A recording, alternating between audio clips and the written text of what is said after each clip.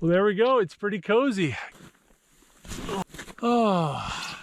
Well, okay. Normally I have my 3 little boys with me, but they've got school and other. Lets me do things that are a little bit more extreme. A little bit. I decided that I was going to climb up this little mountain here and build a real prop. I was also kind of curious how much faster I could get things done. There's my stove. Oh, the wind is really howling on this mountain. We're supposed to get 20 to 30 mile per hour winds tonight. It's a good thing we're sleeping under the snow. Woo, it's cold.